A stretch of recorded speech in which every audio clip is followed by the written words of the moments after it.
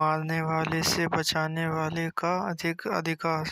एक दिन राजकुमार सिद्धार्थ अपने चचेरे भाई देवदत्त के साथ बाग में घूमने के लिए गए। यहाँ सिद्धार्थ कोमल हृदय का बालक था, वहीं देवदत्त झगड़ालू व कठोर स्वभाव का था। सिद्धार्थ की सभी प्रशंसा करते थे, देवदत्त की प्रशंसा कोई नहीं करता था, इसलिए देवदत्त मन ही मन सिद्धार्थ से जलता था। जहाँ वे दोनों घूम रहे थे, उनसे थोड़ी ही दूर पर एक हंस उड़ रहा था। उस हंस को देखकर सिद्धार्थ बहुत प्रसन्न हो रहा था। तभी देवदत्त ने कमान पर तीर चढ़ाया और हंस की ओर छोड़ दिया। तीर सीधा जाकर हंस को लगा। वह घायल हो गया और झटपटा कर नीचे गिर पड़ा। सिद्धार्थ ने दौड़कर उस घायल हंस को उठाया। उसने हंस के घायल शरीर से बह रहे लहू को साफ किया और उसे पानी पिलाया। तभी देवदत्त वहां आ पहुंचा। उसने क्रोध से सिद्धार्थ की ओर देखा और बोला, इस हंस को चुपचाप मुझे दे दे सिद्धार्थ, इसे मैंने तीर मारकर नीचे गिराया है। नहीं, सिद्धार्थ ने हंस की पीठ सहलाते हुए उत्तर दिया, मैं इस हंस को तुम्हें नहीं दे सकता। तुम निर्दयी हो, तुमने इस निर्दोष हंस पर तीर चलाया है। यदि मैं इसे न बचाता तो इस बेचारे की जान चली जाती।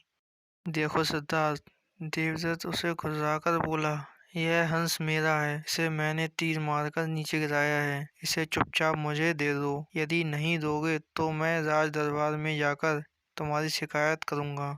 सिद्धार्थ ने उसे हंस देने से साफ मना कर दिया।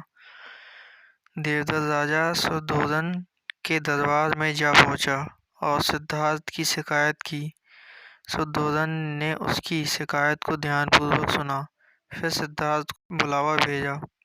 कुछ ही देर में सिद्धार्थ हंस को लेकर राजदरबार में उपस्थित हो गया। राजदरबार के ऊंचे सिंहासन पर राजा शुद्धोधन बैठे थे।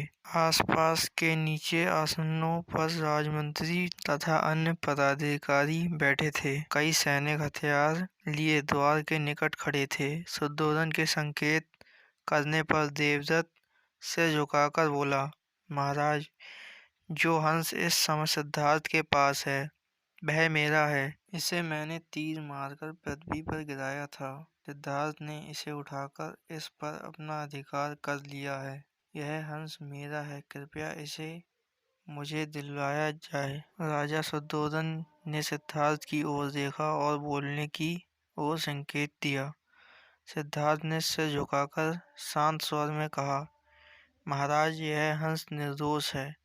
यह बिना किसी को कोई कष्ट दिए उड़ा जा रहा था।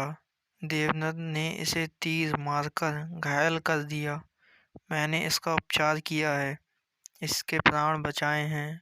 मैं समझता हूँ कि प्राण लेने वाले से अधिक प्राण बचाने वाले का अधिकार होता है। मैं आपसे प्रार्थना करता हूँ कि यह हंस मेरे पास ही रहने दिया जाए। मैं इसे बिल्कुल स्वस्थ करके आकाश में उड़ा देना चाहता हूँ। शुद्धोधन ने अपने सभासदों से विचार विमर्श किया। वे सभी एक ही स्वर में बोले, महाराज, राजकुमार सिद्धार्थ का कहना बिल्कुल ठीक है।